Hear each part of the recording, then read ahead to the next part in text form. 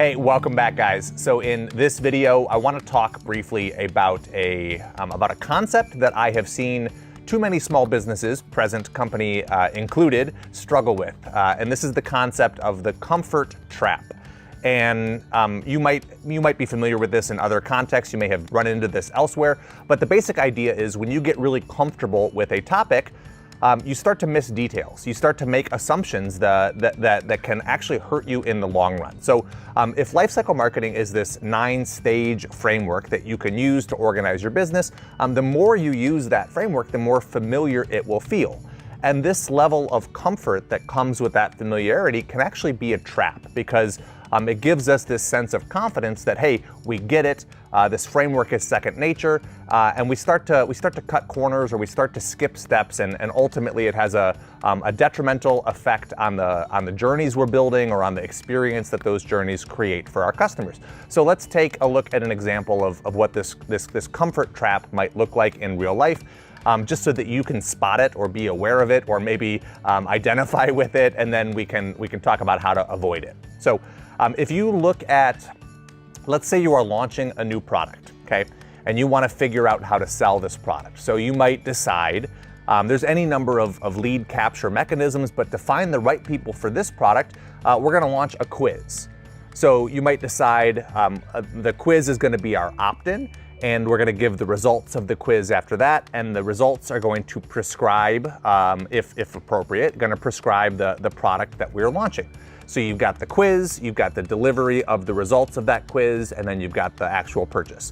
And maybe after the purchase, you have fulfillment in place to deliver on that product or service. If it's coaching, you have an automated scheduling link that goes out that lets them book their first mentoring appointment or coaching appointment, and that's what we're launching. That's the strategy here, the tactic here is the quiz to deliver results to the purchase to then the actual fulfillment of that purchase.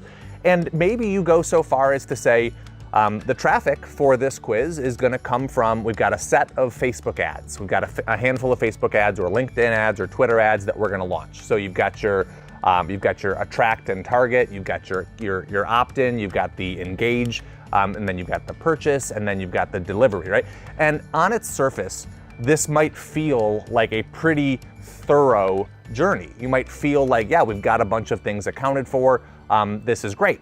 And the trap is that if you get to that point and you don't apply the lifecycle marketing framework, you decide, hey, we're ready. I trust my gut, or I've done this X number of times in the past, and this is second nature now, and you just launch it. It might work, right? It might perform fine. But the trap is that you've overlooked some important stages. So when you apply the lifecycle marketing framework, what you might reveal is we missed the offer stage. We have something in the engage stage. We are delivering the results and prescribing the course, but there's a gap there. And maybe those two milestones aren't as close as they could be. And so if we identify that there's a gap, that gives us, the architect of this journey, the opportunity to say, well, what plays do we have in our playbook that we can draw from to fill this gap? And I'm not necessarily suggesting, you create something from scratch, but you might have an existing nurture sequence that you could, steer people to who need more time after the quiz results before the purchase. And so this is where it gets to converging journeys, right? If you have an existing, automated set of emails in place designed to follow up with people, or a regular piece of communication that goes out to your audience, you could, encourage those people to opt in for that, but some way to stay in touch for those who need more time. Now, some people are going to get the quiz results and they're going to jump right to the purchase. That's fine. But when you use Lifecycle Marketing Framework, it forces you to identify and build for the people who need the most time, the people who need a little bit more information or some more hand-holding in order to get to where ultimately they and you want them to be. And so identifying that gap gives you the opportunity to look at your playbook and say, what do we have that would fill this gap here? And maybe it's a nurture sequence, maybe it's a series of case studies. How about that? So by matching the lifecycle marketing framework up against what you have designed, it forces you to ask at each stage, do I have something here and is it what I want? So for example, in this context, if you look at the multiply stage, we really didn't design anything there.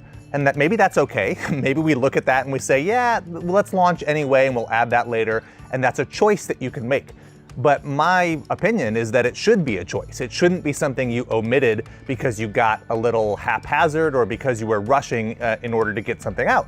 And so maybe it's really simple to look at your playbook and say, yeah, we have a referral request or a testimonial request, or maybe you have a formal partner program that you can drive people toward instead, or maybe there's an upsell that you should be steering people to that naturally pairs with this new product. So when you use the framework and you spot those gaps, it just prompts a conversation that you get to have around what is there and then what should be there as well.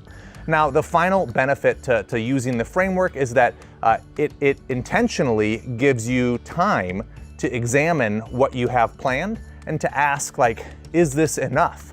So I talked about a set of Facebook ads or LinkedIn ads or ads in general, but we really didn't look at, well, what about our existing list, right? Or what about our partner network? Or what about this segment of our audience who probably could be a good fit for this product and might be interested in this quiz anyway?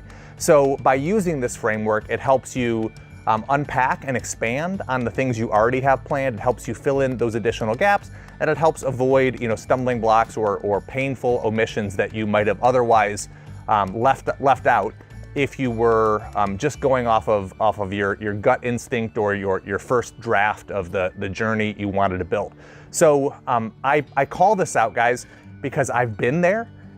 I have an intimate relationship with Lifecycle Marketing, and I have launched countless projects within my own business and the businesses I have worked with. And I know that it can be tempting to trust your own instincts and to believe that you've got it all figured out and that this time you've accounted for everything. But this framework should give you a sense of calm, an opportunity to revisit those things and to either confirm, yes, we have thought of everything, or to identify the small tweaks or modifications that you might be able to apply to make it a more productive marketing effort or a more seamless customer experience for the leads and prospects who ultimately will end up making their way through this journey. So that is the comfort trap. I wanted to put it on your radar because I have seen too many smart small business owners fall victim to it. Once they have been through this framework a few different times, it can feel second nature, but by going back to it and making a habit of actually applying that framework each time, you're bound to continue to identify areas where you could optimize or generally improve the results that you're creating, not only for your business, but for those that your business serves as well.